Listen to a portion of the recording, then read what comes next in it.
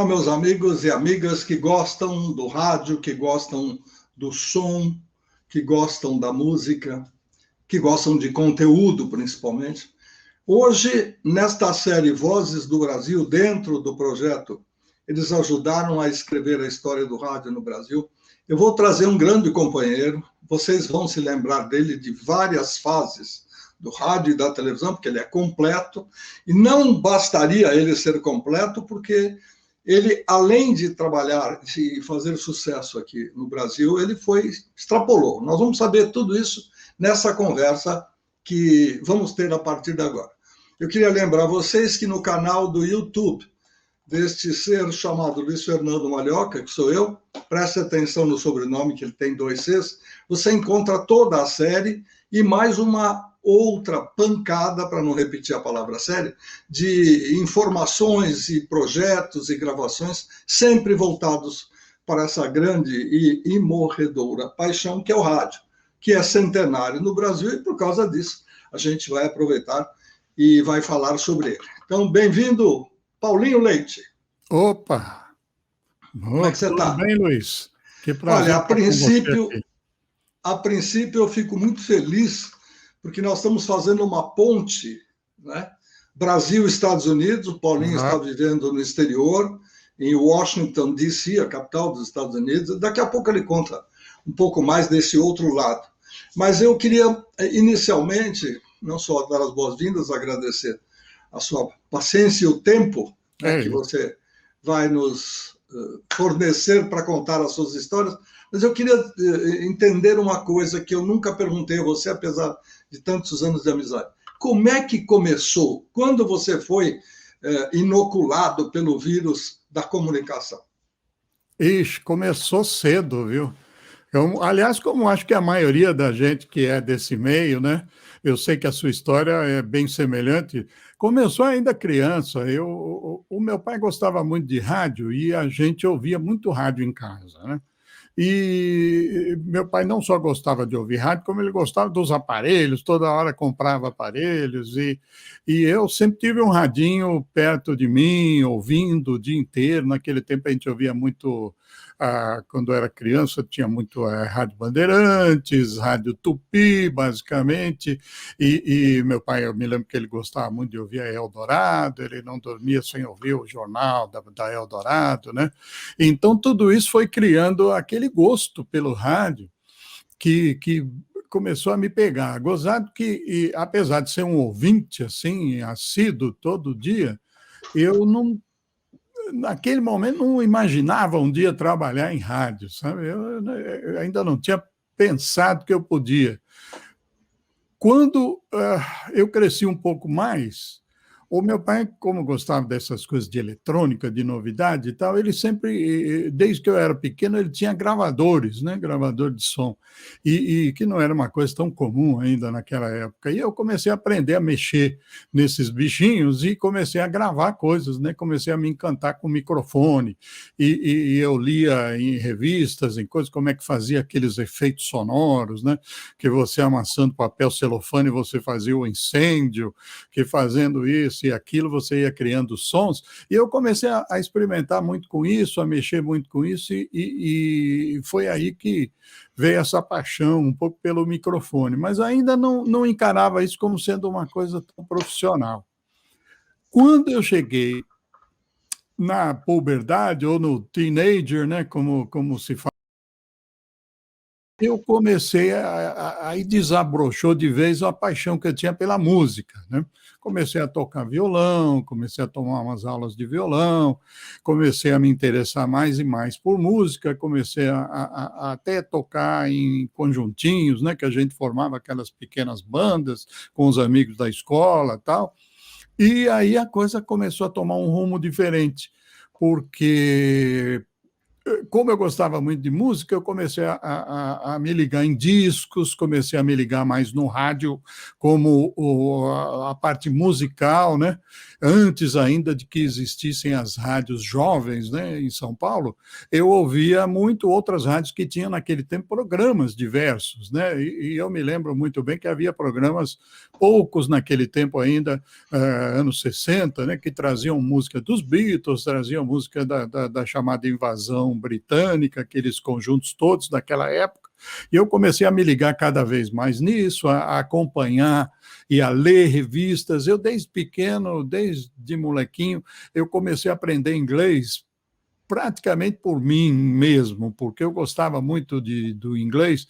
Eu comecei, meu pai mais uma vez a influência dele, ele trabalhava com importação de livros e revistas e tal, e ele trazia muita coisa para casa, e eu comecei a tentar ler os gibis, né, aqueles gibis americanos em inglês, e eu ia tentando decifrar o que estava com a ajuda de dicionários, de coisas, e eu colava o papelzinho em cima de onde eles falavam, né, naquele balão, e eu tentava traduzir o gibi para português para que meus irmãos pudessem ler e tal. E foi aí que eu comecei a aprender inglês sozinho. Então, aí também nessas revistas eu comecei a ler muito sobre música, comecei a aprender bastante do que eu conheço hoje, né, do passado musical, e foi aí que eu comecei a gravar, já ligando as duas coisas que eu gostava de fazer, eu comecei a usar o gravador para tentar gravar programas musicais, apresentando programas de música e tal, e aí a coisa foi tomando uma forma assim que me dava vontade de trabalhar em comunicação. Quer dizer, de qualquer forma, foi bem cedo que, mesmo não tendo Isso. uma influência artística, vamos dizer assim, na família, apesar de ter outros artistas, depois nós falamos deles, Uhum. A coisa veio, quer dizer, brotou, desabrochou, e o mais importante, essa vontade e esse esforço de querer aprender o inglês por si só, que era para poder, né, assimilar as coisas que vinham de fora, Exatamente. quando elas tinham alguma possibilidade de chegar até você, e principalmente pela possibilidade de você passar isso para os irmãos. Isso é super legal, muito interessante, inclusive. A gente tem que lembrar, Luiz, que naquele tempo, anos 60, não havia muita publicação em português nessa linha da música pop, na Nem linha de. acesso, né? Então, havia muito pouco, por isso o meu interesse em aprender inglês e até um pouco de espanhol também aprendi nessa época, para poder acompanhar essas publicações todas, e também comecei a me interessar muito pela eletrônica, como eu cheguei a montar muitos rádios e não sei o que, aquela coisa, e tudo foi juntando, e parece que foi uma formação meio assim estranha, meio eclética, que acabou me dando uma certa vantagem depois, quando eu entrei no meio da comunicação, porque eu tinha vários conhecimentos em várias áreas. E isso foi muito bom para mim, isso ajudou muito na minha parte profissional, depois, mais tarde, um pouco, né? Que começou cedo também. Bom, não perguntei, mas acho que, pelo que a gente sabe, você é paulista, a sua família era de São Paulo, capital, não é isso? Paulistano, da Isso, Pompeia, isso. daí o gosto pelo rock. Meu filho, isso aí tá na veia também. E aí, quando você foi estudar, você foi procurar uma faculdade próxima a esse tipo de coisa, do lado de humanas, ou você foi um pouquinho para exatas, já que você tinha Não, habilidades? eu nunca tive queda para matemática, para essas coisas, então eu acabei indo naturalmente para o lado das humanas. Eu entrei, a primeira faculdade que eu entrei foi a ECA, da USP, e que acabou não dando muito certo para mim, porque peguei uma época ruim, de muita greve, muita coisa, praticamente não havia aula, a coisa estava bem confusa naquele tempo, e eu acabei saindo da faculdade para ir viajar. Tinha um tio que me arrumou uma viagem para a Europa, e eu não aguentei. Eu falei, não, é para ficar aqui nessa bagunça de faculdade, eu vou trancar a matrícula e vou viajar, vou conhecer a Europa, fui conhecer a Espanha, fui conhecer Londres, que era meu grande sonho, ouvi muita música lá, vi muitos conjuntos e coisa. Foi bastante interessante, mas, por outro lado, prejudicou bastante a minha parte acadêmica, né? Quando voltei ao Brasil, não foi tanto tempo assim, mas quando voltei ao Brasil, a coisa continuava ruim. Eu fui estudar também e acabei indo em outras faculdades. Fui para a faculdade que era, na época, Objetivo, hoje não me lembro bem como é que chama, e aí acabei... exato. Acabei, no fim, indo para Casper Libero, né, para estudar jornalismo, que era o mais próximo na época, assim, que eu gostava. Eu gostava também de jornalismo, e como eu escrevia direitinho, tal, o pessoal sempre na escola antes falava muito que eu tinha essa facilidade para escrever, e eu acabei me interessando e indo para o lado do jornalismo. E foi no jornalismo que eu comecei. Antes ainda de me formar, quando eu tinha 19 anos, eu fui... um tio meu, que tinha muitos conhecidos na TV Globo, me arrumou um estágio no Rio de Janeiro. Fui lá sem ganhar nada, comecei a trabalhar com 19 anos lá na Globo do Rio. E no jornalismo. Fui repórter, depois aprendi a ser editor, aprendi a escrever e tal. Passei por poucas e boas lá.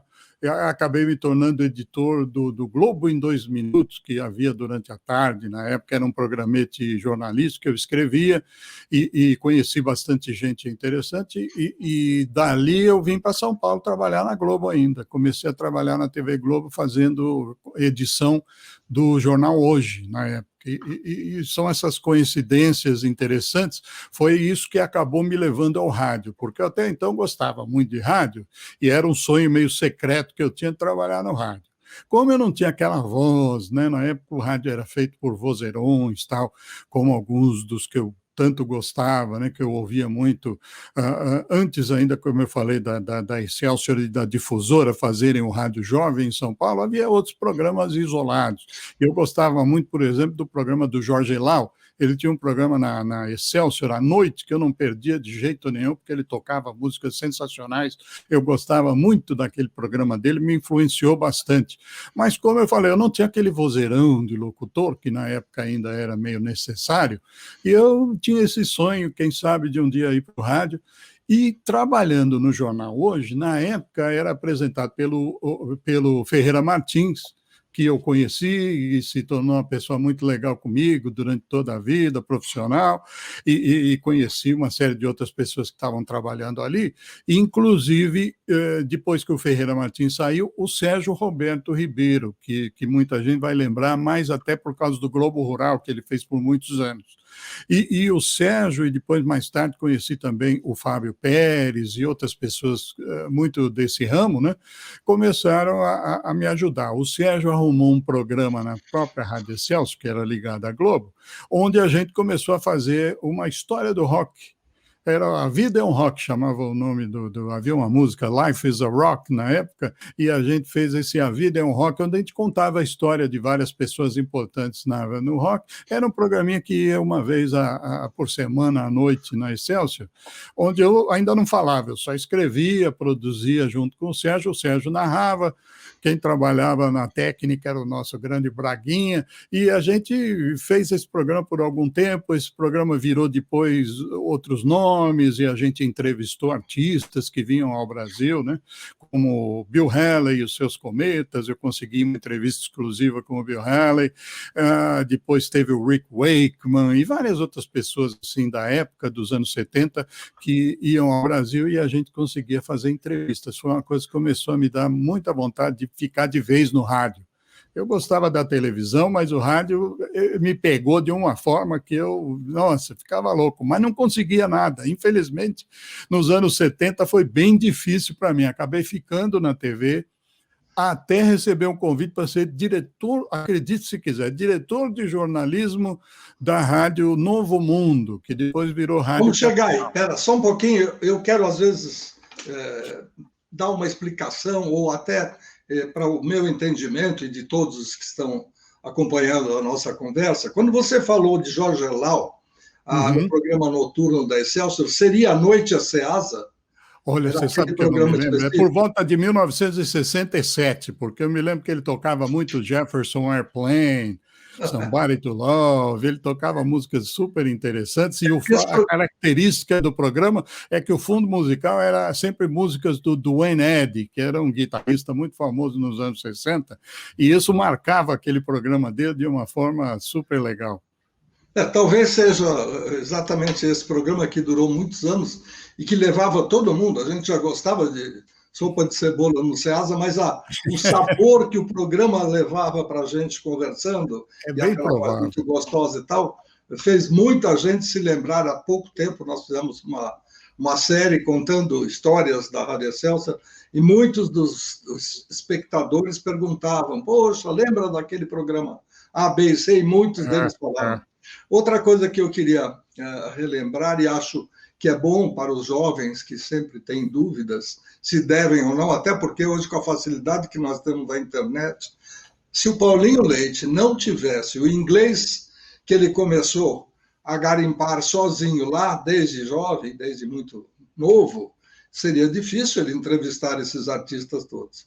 Porque não é Com um certeza. cursinho que você faz de repente. Então, é bom que vocês aproveitem e absorvam esses exemplos para ver como é possível, de repente, você abrir um caminho, abrir um flanco novo dentro do seu trabalho e até, né, estrelar junto com o artista internacional, porque você está no mesmo nível de fala com ele e tudo mais. Foi Agora muito você, bom para mim.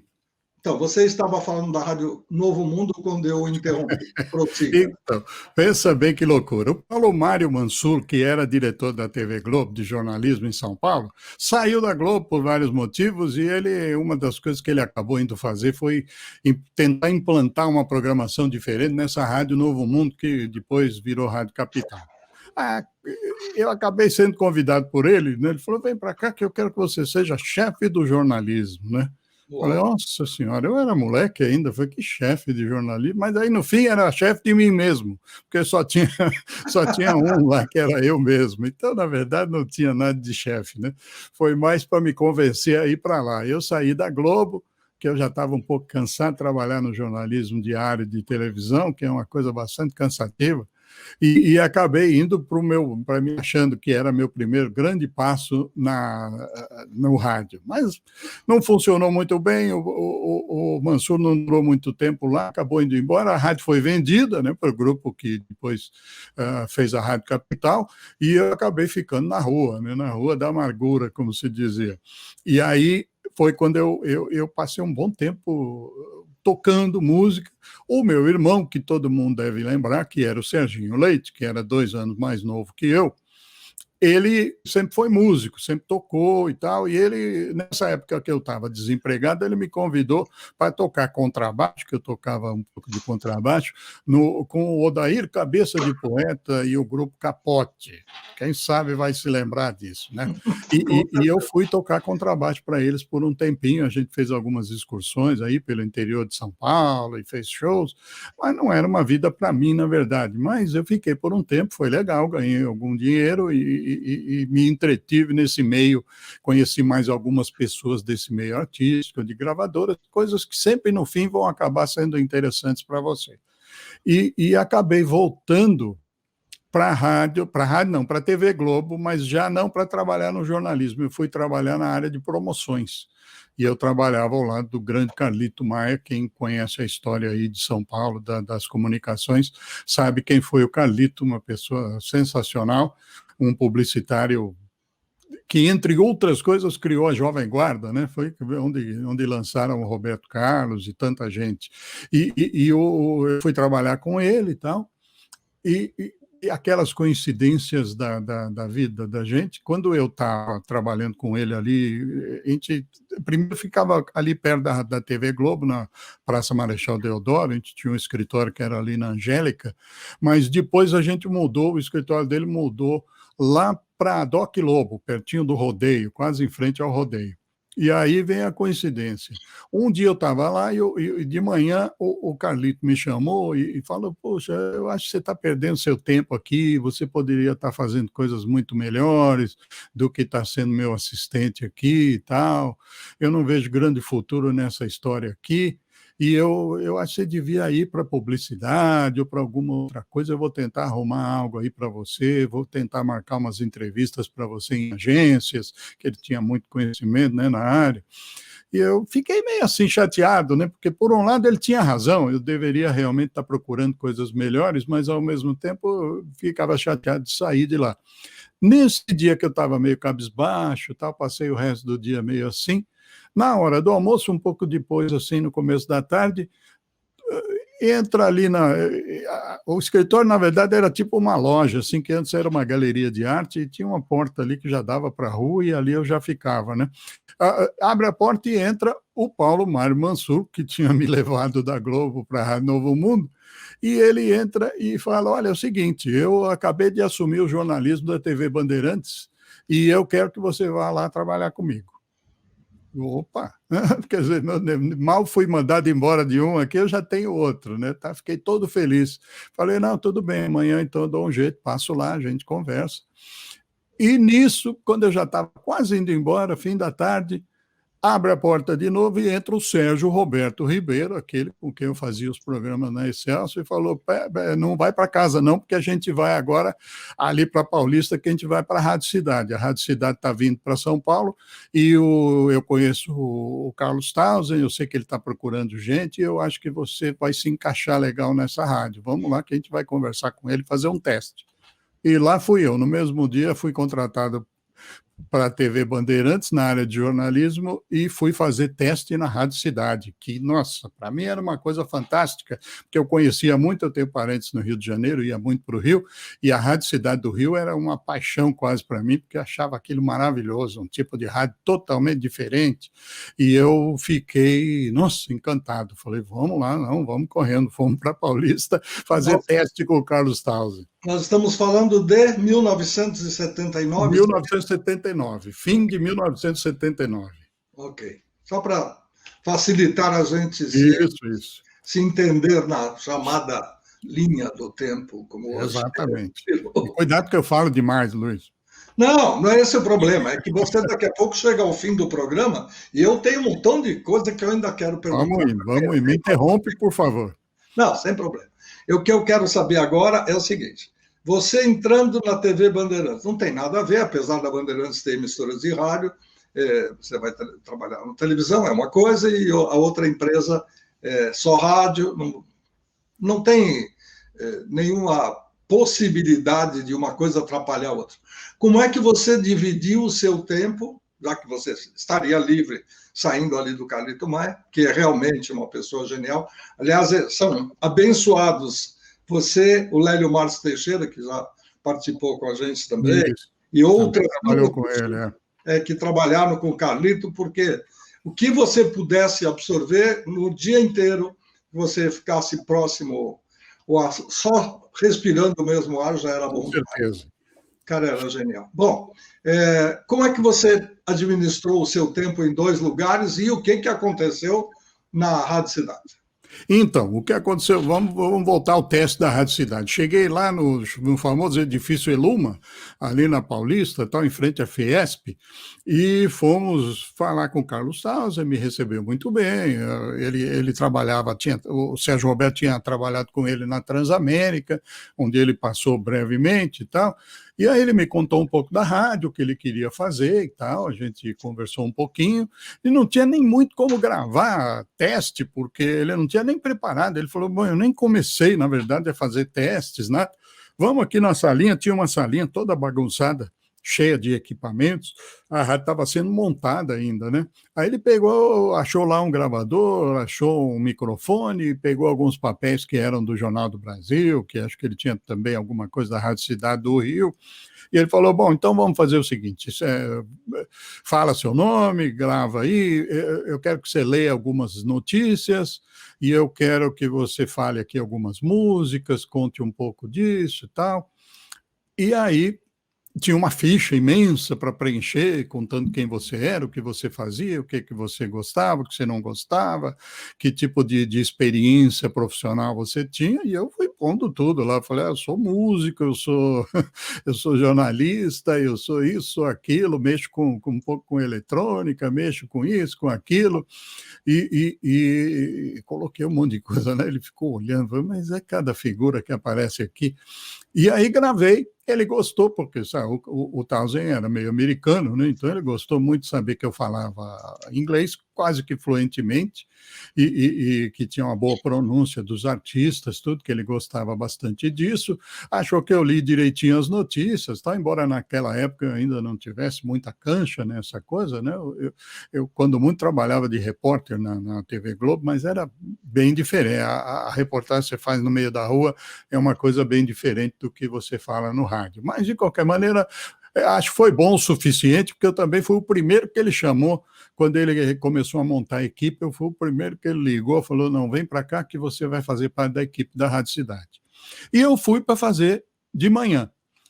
Nesse meio tempo todo, eu acertei com a TV Bandeirantes e eu fui ser editor internacional do Jornal da Bandeirantes, que era à noite, né? O jornal concorria com o Jornal Nacional. Fiquei lá por um tempinho, escrevendo as notícias internacionais tal, e aí acabou dando certo, porque o Carlos Townsend queria que eu abrisse a Rádio Cidade de manhã, o que me deu, inclusive, a oportunidade de colocar a rádio no ar, né? No dia 25 de janeiro de 80, eu fui o primeiro a entrar no ar, porque meu horário era 6 da manhã, quando a rádio começou. E que foi uma honra para mim colocar a rádio no ar, né? Então eu saía da cidade, 10 horas da manhã, já estava livre, ia para casa e tal, tentava dormir mais um pouco, porque acordava cedo para ir para a rádio, e aí à tarde eu ia para a TV Bandeirantes, e onde eu fazia o jornal. Por um bom tempo a coisa ficou nisso, quando a rádio entrou no ar e tal. Foi muito bom, mas era puxado, por um lado, porque o jornal às vezes acabava um pouco tarde, eu tinha que ficar lá resolvendo algumas coisas, voltava meio tarde para casa. Quando eu saía da rádio, meio morto de sono, né, porque eu acordava cedo e saía meio cansado, tá? Aquilo acabou me cansando. Chegou uma hora que eu já estava meio assim, falei, nossa, aí eu vou ter que acabar um dia escolhendo o que eu vou fazer, porque está complicado esse negócio de 2 empregos.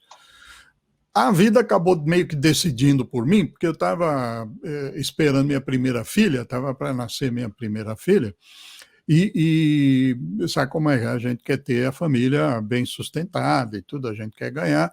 E embora eu ganhasse relativamente bem com os 2 trabalhos, o Mansur, novamente, o diretor da Bandeirantes, falou, olha, eu queria que você passasse para o Jornal da Manhã, da hora do almoço, né? O jornal, na época, concorrendo do Jornal Hoje, falou, eu queria que você passasse para a hora do almoço, mas eu quero que você seja editor-chefe.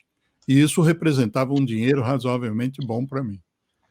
Falei, opa, fiquei naquele dilema, né? Tinha finalmente conseguido trabalhar na Rádio Cidade, onde ainda não havia grande sucesso, porque a rádio ainda era praticamente desconhecida naquela época. Isso tinha uns 3 meses de Rádio Cidade, talvez um pouquinho mais. E ainda não tinha estourado, não tinha acontecido muito com a rádio, não.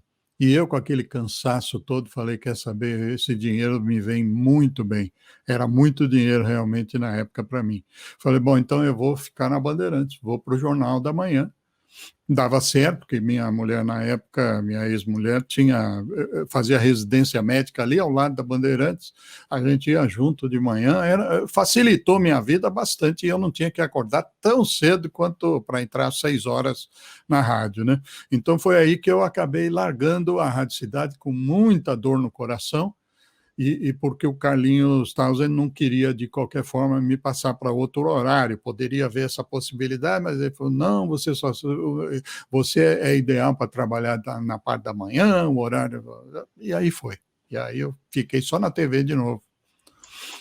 Eu ia perguntar, isso eu não sabia realmente. Eu achei que, com essa possibilidade que você acabou de citar, poxa, damos uma acertada aqui, os 2 horários ficam bons para você e você continua fazendo o sucesso que você já tinha começado. Se eu não me engano, foi nessa época que eu conheci você na TV Bandeirantes, eu acho. Se não me engano, foi por aí, que você estava trabalhando lá com o Petralha, né, com o Cláudio Petralha. Exatamente. E eu vou te contar uma coisa. Há 2 dias, pesquisando e guardando material e revolvendo tudo que eu tenho aqui guardado, eu descobri, não tem nada a ver com o que a gente está falando, mas tem muito a ver com o que você acabou de dizer agora. Eu descobri um roteiro de um programa em homenagem a John Lennon, Uau. que eu fui orientado pelo Cláudio Petralha a produzir. E naquela semana em que eu estou começando a produção do programa, chamei o Antônio Celso para apresentar, porque achei que tinha tudo a ver, né? Uma voz jovem, uma voz ligada ao rádio jovem, Isso. profissional e tal. E ele não era uma voz ligada ao Grupo Bandeirantes. Falei, então vai ficar uma coisa, até vai chamar atenção por isso.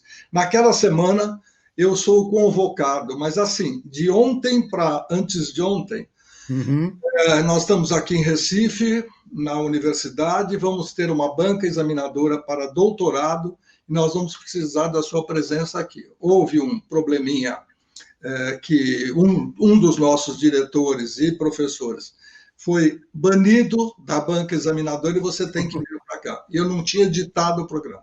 Eu só tinha as falas, feito a seleção e tal. Aí eu chamei um assistente que depois você conheceu no meio do caminho, o seu Maurício Barreira, que passou a ser programador musical também na Rádio Cidade, mais para frente. E aí eu pedi ao Maurício, vou deixar tudo pronto, você costura para mim, emenda, que é tudo que eu posso fazer. E aí vem o mais gostoso.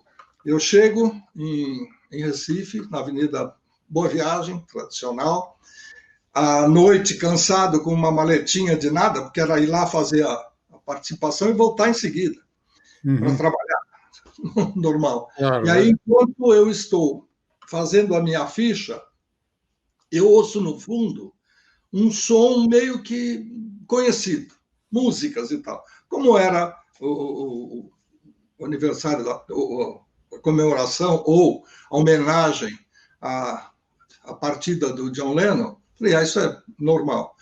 Quando eu entro na recepção, saio dali da ficha e vou para o meu quarto, tem uns 10, 12 jovens sentados no chão, numa área que seria ali perto do restaurante, e todo mundo assistindo ao programa. Juro para você, aquilo me deu uma comoção, sabe, interna. Deus, olha, fora de onde eu estou, não vi o programa. Aí eu corri lá para o meu quarto, falei, deixa eu assistir o programa aqui. Um pedaço, pelo menos. O que restar eu vou aproveitar. Então, foi extremamente marcante esse momento, e eu fiquei pouco tempo ali, porque o Cláudio, logo em seguida, com a vinda de outros profissionais, ele pediu demissão, e eu, como era assistente dele, pedi demissão em respeito ao trabalho que eu tinha com ele. Mas seguimos agora com o sempre bom a gente fazer uma que contamos histórias que nem todos sabem e tal. Vamos voltar com o Paulinho Leite contando a história da vida dele. Então, teve isso que eu falei. Eu fui obrigado a sair de uma rádio que, como eu falei, tinha sido quase que o meu sonho, mas, sei lá, a vida dá essas voltas e a gente acaba tendo que escolher certos caminhos às vezes. Mas o rádio já tinha pego. Eu falei, puxa, agora que eu entrei no rádio, tanto queria fazer isso e tal. Eu estou um dia lá trabalhando, cheguei para trabalhar na rádio, me chama o Dilson Maia, que era o coordenador da Rádio Bandeirantes FM na época, né? A Band FM na época era uma rádio que o americano chama de freeform, né? Forma livre. Ela não tinha uma programação muito certa, ela tinha discos escolhidos onde você podia tocar, mas você ali no ar é que fazia a programação musical, você ia fazendo a programação conforme você sentisse a música, o dia, o jeitão. E tinha o grande astro lá, era o Tavinho Sesc, que já estava lá há algum tempo, e uma das vozes mais marcantes do rádio, um dos grandes nomes, né, do nosso rádio, principalmente no FM, e o Tavinho fazia o horário, se eu não me engano, na hora do almoço, e aí o Dilson queria que eu fizesse a parte da tarde. Como eu estava trabalhando de manhã no jornal, né, da parte do almoço, aí deu certo. Eu falei, bom, pelo menos eu não tenho trânsito, eu não tenho nada, eu saio de uma, almoço aqui mesmo na Bandeirantes e já pego o horário da tarde. E embora não fosse assim a grande rádio que eu gostava, né? A programação tinha coisas interessantes que eu gostava, mas não era exatamente aquilo, né? Principalmente depois de ter conhecido o Carlos Townsend, que tinha todo um esquema que me agradava bastante, um conhecimento maravilhoso de rádio. Mas eu gostei, fiquei lá, me ajudou muito a colocar minha voz melhor, eu aprendi a ler melhor as notícias, eu aprendi melhor a como falar por cima, em cima das músicas, como ter soltar um pouco mais a personalidade, né? Porque eu sou uma pessoa bastante fechada, assim, quem me conhece sabe que eu não sou tipo extravagante e tal, sou uma pessoa um pouco mais reservada. Mas no rádio eu aprendi a me soltar totalmente quando eu estava no microfone, né? E isso me ajudou muito. Quando, por mais uma vez, eu comecei a ficar cansado, havia uns problemas de administração ali na rádio, teve uma noite que eu fui trabalhar no fim de semana e acabei ficando por, sei lá, mais de 12 horas no ar, porque não tinha ninguém apareceu, faltaram 2 locutores que vinham na sequência, e eu tive que arrumar um operador de som lá que estava dando sopa para, de repente, ele continuar lá na rádio, porque eu não aguentava mais. E certas coisas assim, bem desagradáveis, eu acabei pedindo para sair. Minha filha estava quase nascendo, né, que eu tinha falado antes, ela praticamente estava para nascer. Falei, mãe, eu vou ficar em casa, vou ficar só na TV mesmo, e à tarde eu fico lá esperando minha filha nascer, aí eu posso ajudar, posso ficar com ela e tal. Mas a vida, como sempre, tinha outros planos, né?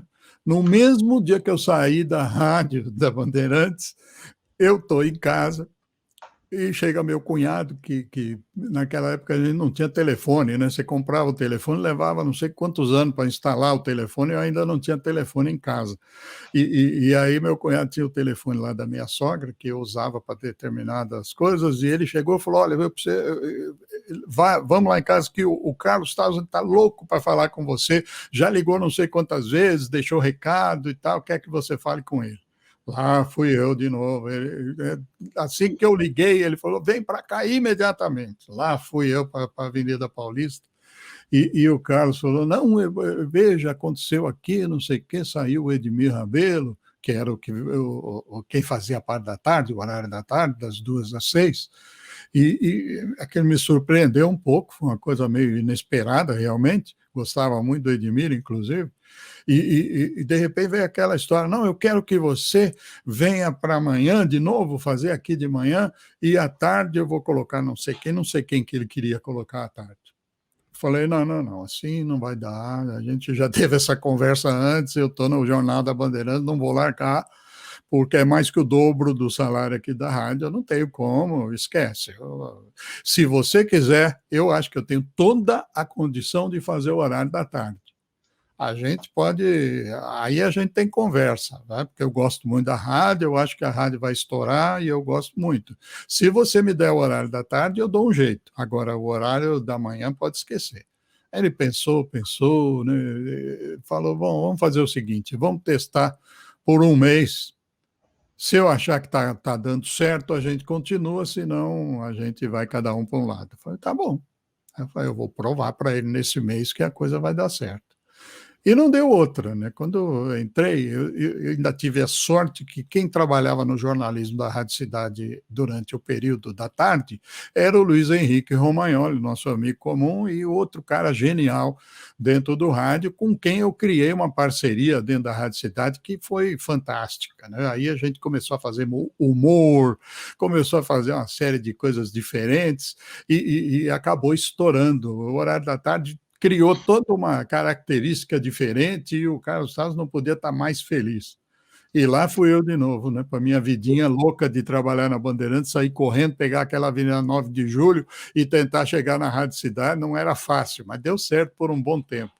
Curioso que horário da tarde, para o rádio em geral, ele nunca foi muito forte, porque é um horário que está quase todo mundo trabalhando. De manhã tem aquele velho esquema de horário nobre, do prime time, porque é noticiário e tal, e aí vem a segunda parte da manhã com a dona de casa que vai fazer o seu almoço e tal. Então pelo menos existia no rádio AM, né? Nós estamos falando da transição do AM para o FM e também das rádios musicais.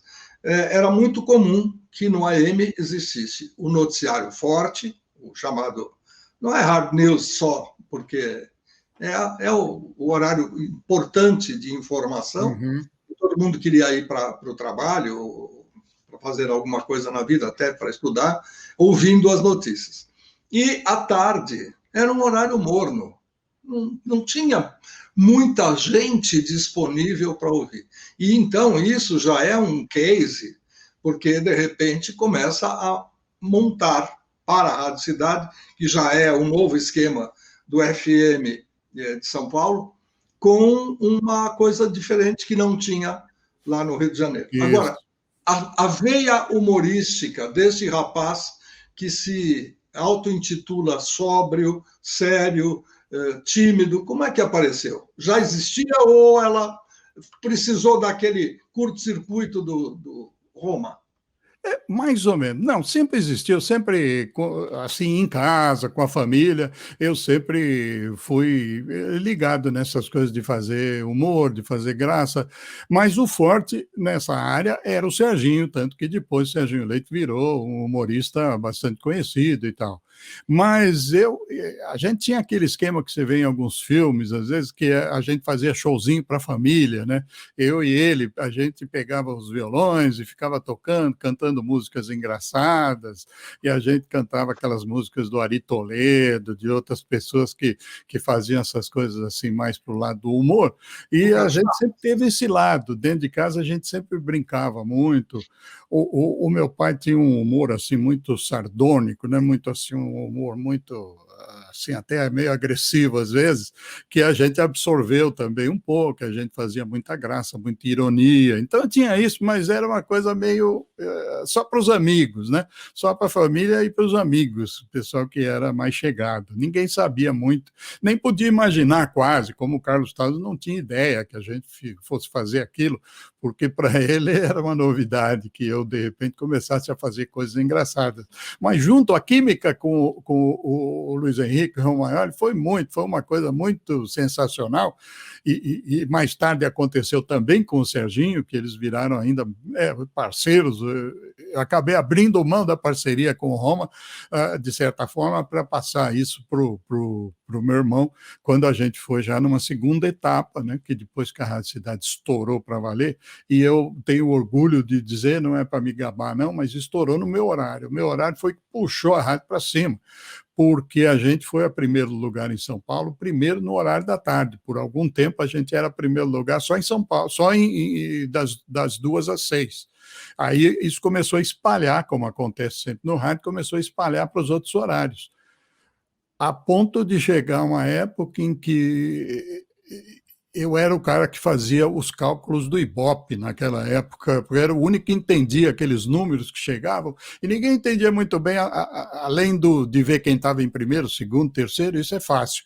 Mas eu ficava fazendo cálculos e tal horário, e não sei o quê, quantos por cento, e que não sei o que lá, e eu acabei. Houve uma época interessante em que, se você pegasse o meu horário, o Ibope que a gente tinha, o Ibope, quer dizer, a audiência, né, o número de audiência que a gente tinha à tarde, se você pegasse as rádios que vinham em segundo, terceiro e quarto lugar, somasse as três, multiplicasse por 2, não chegava no número que a gente tinha na Rádio Cidade.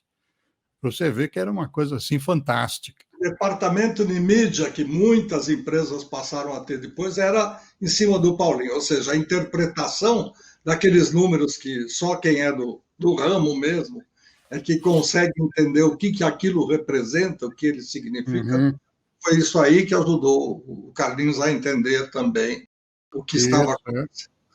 Bastante. Muito... Foi aí que a Jovem Pan cresceu o olho do Tutinha, e ele resolveu que tinha que me levar para lá para cuidar da rádio dele, que era gravada. Você lembra, a Jovem Pan foi em primeiro lugar em São Paulo no FM por muito tempo, mas num esquema em que o FM estava nascendo, eles investiram muito na plástica da rádio, investiram muito na parte musical, era uma rádio excelente, mas foi ficando démodé, porque o rádio ao vivo, a Rádio Cidade, outras vieram na mesma onda, a Jovem Pan foi ficando para trás. Foi aí que surgiu a Jovem Pan na minha vida, uma bela tarde de 81, acho que era agosto, por aí, em 1981, quando eu recebi o convite para ir conversar com o Tutinha, que eu também não conhecia pessoalmente, e foi aí que ele me convidou para criar uma FM diferente dentro da Jovem Pan 2, né?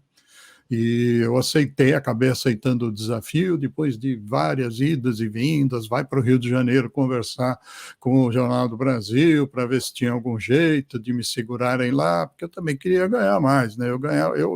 Eu tinha toda essa audiência, mas não tinha nenhum benefício por causa disso, eu ganhava igual a qualquer outro lá, não desmerecendo ninguém, porque são todos meus amigos até hoje, né? Mas, né, coisas meio lógicas, né? É assim, né? O mercado é assim. Eu sempre achei que deveria ser mais ou menos refletindo o que você tinha de audiência, de que deveria haver um mínimo para todo mundo, mas você ganhar alguma vantagem, né? E foi isso que me levou para a Jovem Pan, onde eu tinha um salário bom, fui convidado para ser o coordenador da rádio, como eu falei, e a partir daí havia também um sistema de bonificação, se a rádio crescesse, se a rádio fosse bem, e aí foi difícil na época criar a Jovem Pan, porque era uma equipe, você não tinha quase profissionais nessa área para trabalhar, então eu demorei demais para conseguir até formar a primeira equipe, que era eu à tarde, eu fiz questão de levar o meu irmão, que estava na época já fazendo folga na Rádio Cidade, e o Carlinhos Tausen queria que ele ficasse no meu lugar. Mas ele acabou indo comigo, o Romagnoli foi comigo também, que era outra exigência minha para o Tutinha, eu falei, não, eu tenho que trazer o Roma. E aí acertamos isso, para ele fazer jornalismo lá, e o César Rosa saiu também da cidade e resolveu ir apostar lá na Jovem Pan junto comigo.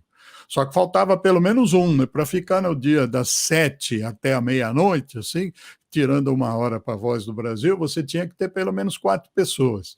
E a gente só tinha 3.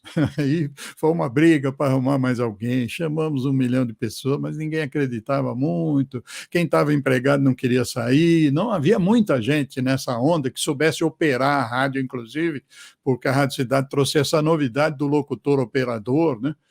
E não havia muita gente. Acabou, então, ficando à noite, eu chamei o César Filho, que está hoje na Record até hoje. Na época também estava na Record, fazendo o famoso Jornal da Tosse. E eu gostava do Cezinha. Falei, Cezinha, vem para cá, a gente dá um jeito. Ele não sabia operar, não. Falei, enquanto você aprende, a gente põe um operador para trabalhar com você, você vai aprendendo, um dia você pega e deslancha, né? E foi o que aconteceu. E essa foi a primeira equipe da Jovem Pan. Nesse meio tempo, eu criei um esquema para a rádio, graças a Deus, ficou legal na primeira fase, aproveitando os recursos que a Jovem Pan tinha de jornalismo, de previsão do tempo, de peruas de reportagem externa que podiam falar de fora. Então, eu criei um primeiro esquema para a rádio, mas depois, por várias questões pessoais e familiares, começou a ficar pesado para mim, porque eu continuava na Bandeirantes de manhã e depois eu ia para a Jovem Pan para montar tudo isso e não tinha horário. Eu tinha horário que eu chegava e depois não sabia que horas eu ia sair. Começou a ficar outra vez muito pesado para mim. Aí eu acabei falando para o Tutinha que a gente poderia continuar, eu continuaria na locução, continuaria cuidando, inclusive, dos locutores, sendo responsável por essa parte, mas que a gente ia precisar de um novo coordenador na rádio, alguém que pudesse dedicar mais tempo a isso, e foi aí que eu sugeri o nome de um cara que era meio amigo meu, chamado Luiz Fernando Malhoca. E aí acho que você pode contar um pouco. Não, isso aí, o programa é seu, nós estamos contando a sua vida, mas o que ocorreu foi, para minha alegria, para minha surpresa, inclusive, eu estava marcando o horário na Rede LC, eu estava no 3º mês de um contrato de experiência, de uma tentativa de fazer alguma coisa que a gente não sabia se ia dar certo ou não. Eu fui chamado para criar um departamento chamado CPD, Criação, Produção e... Não, CPM, Criação, Produção e Marketing. E a gente atendia todas as emissoras, 100 e pouco emissoras, para as quais a Rede LC criava programação. Então, cada hora alguém tinha uma ideia, olha, eu quero um programa assim, eu quero fazer um repórter rodoviário, cria abertura, eu quero... E a gente ficava correndo, né, e servindo à la carte, como se diz, para o funcionamento. Quando chegou quase no terceiro mês, ou seja, no final do contrato de experiência, o Tutinha me chama.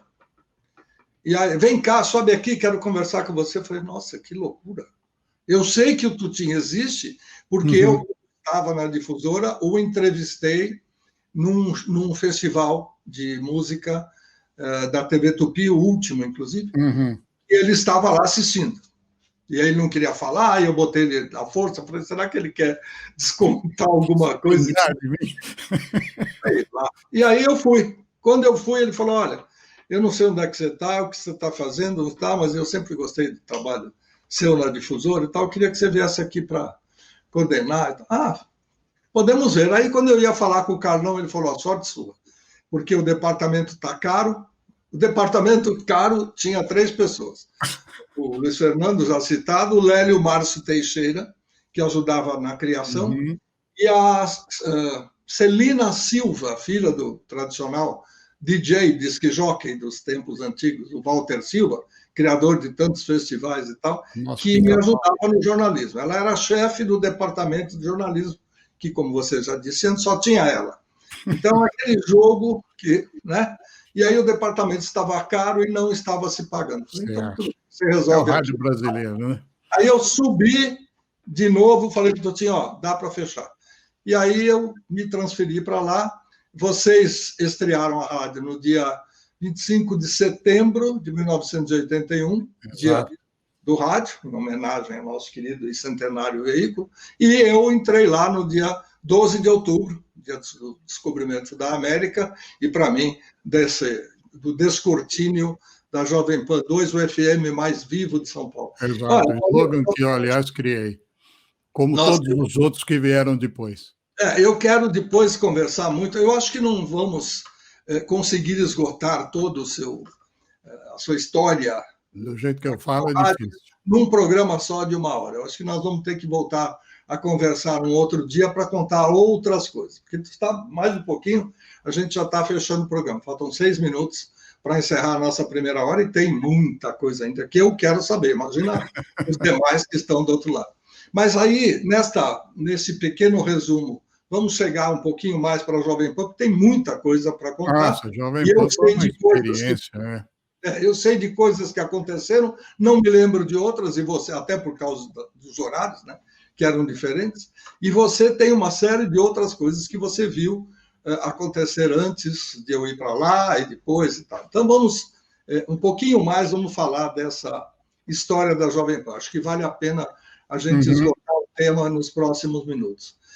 O que representou para você, desde que você criou o slogan, que outro dia ainda me perguntaram, eu falei, tudo indica que foi Paulo Leite, mas eu não tenho esta certeza. Né? Já me perguntaram também, nessas conversas que nós estamos tendo, como é que foi que você foi para lá. Hoje você já contou, ficou bem mais fácil de entender, interpretar e tudo mais. E como é que foi essa sua estada lá, quando você ficou um pouquinho mais aliviado, inclusive com qualquer bronca que haja eventualmente esbarrão, acho que a gente nunca teve problema nenhum, porque a harmonia ali era, pelo menos no baixo escalão... Não, era perfeito. Isso a gente não pode falar, não. Mas conta um pouquinho como era essa coisa da chefia da locução, ser chefe de um irmão que não era famoso, mas que se tornou muito famoso a partir de então e daí para frente. Isso. Bom, levar o Serginho foi a primeira briga, que o Tutinha não queria de jeito nenhum, porque ele fazia show de rádio na Jovem Pan AM, né? No futebol do AM, com o Estevam Sangirardi, ele era parte integrante lá da equipe do show de rádio. E, não, ele faz AM, não sei o quê, não sei se meu pai vai gostar, e bababá, e tinha uma série de coisas. Eu falei, não, o Serginho tem que vir, porque ele vai ser o estouro da Jovem Pan, ele vai ser, assim, uma figura... Eu até tinha certeza que por mais que na Rádio Cidade eu tivesse feito todo aquele sucesso, eu tinha certeza que o Serginho ia dobrar isso quando pegasse realmente na Pan. e não deu outra, né? Porque eu conhecia, lógico, né?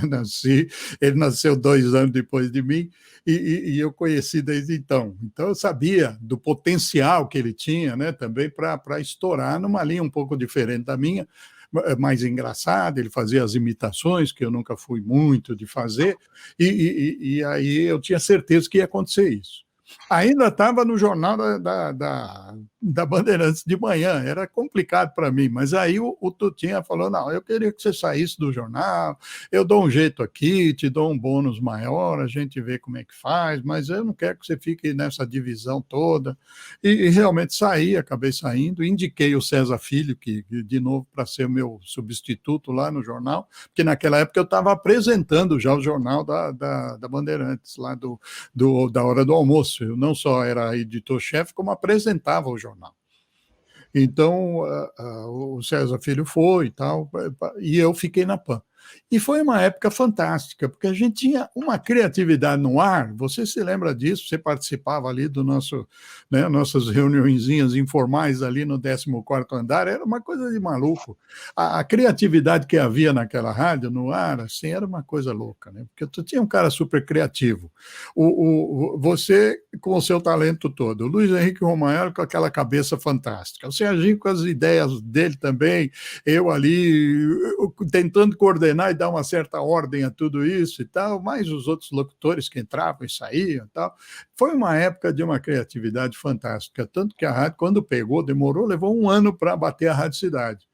E também quando bateu, foi uma coisa fantástica, né? Quando a rádio bateu, foi uma rádio fantástica, que marcou época de uma maneira incrível. E eu me arrependo muito, o meu maior arrependimento no rádio foi ter saído da Jovem Pan, quando eu saí e como eu saí. Saí de uma maneira estúpida, o sucesso, de certa maneira, tinha me subido um pouco a cabeça, embora eu sempre fosse um cara ponderado, havia momentos em que eu me achava, entendeu? E aí eu acabei saindo por uma desavença tonta com o Tutinha, e eu, ao invés de engolir o orgulho e ficar, que era profissionalmente o mais indicado, acabei saindo. Você, inclusive, me recomendou que não saísse, e eu me lembro da gente ter conversado muito sobre isso, e na época, mas eu tinha um convite para ser diretor artístico da Rádio Globo, FM, que enterrou tantas carreiras, né? E acabou também enterrando, de certa maneira, a minha, mas falei, não, eu vou ficar aqui, não sei o quê, eu vou lá para a Globo. E acabei indo, e isso é uma outra história para outra vez. Sem dúvida. A coisa mais interessante que você está falando, está me lembrando, a gente, na hora, por estar fora do esquema, falou, olha, você vai para lá, você pode se dar mal, ou nós precisamos de você aqui. Existe essa coisa do companheirismo e também de querer ficar próximo, porque a gente sabe que vai perder, né, com a saída de um elemento com o poder de criação que você tinha e já estava demonstrando. Agora, até porque essa altura a gente já tinha virado amigo, né, Luiz? Sim, sem dúvida. Agora, passa uma coisa pela cabeça, algum tempo depois, que também existe a gota d'água. Não é um assunto para a gente ir muito longe, mas, de repente, é preciso estar, né, no corpo, no espírito do corpo do companheiro, para entender. Paulinho, foi bom demais, passou assim rapidinho, a gente nem percebeu. Nós vamos voltar a conversar, tá? E vamos continuar a contar a sua história e essas proezas todas com com detalhes que eu acho que são importantes, porque tem tanta coisa da era jovem. Tem tanta coisa para falar, É que a gente vai lembrando, um vai puxando o outro. Então, você, por favor, ache um tempinho na sua agenda, que não é muito fácil, até porque ela é internacional, custa em dólar, ou pelo menos custa para você se manter. Né? E aí a gente volta a conversar, tá bom? Foi bom demais, obrigado por ter aceito. À sua disposição, quando for, só me avisar, okay. Tá bom? Forte abraço, a gente volta a conversar em breve. Outro grande prazer ter participado. Obrigado por ter me chamado. Paulinho Leite, o velho Milk, estava conversando com a gente até agora, mas infelizmente chegamos ao final do programa. Dentro dessa série Vozes do Brasil, ele já se comprometeu e com certeza ele vai voltar a conversar com a gente. Um forte abraço a todos vocês que estiveram até agora acompanhando a nossa série. Podem fazer perguntas, podem entrar no canal do YouTube e perguntar coisas que na próxima vez a gente aproveita e pede ao Paulinho para responder. Até breve.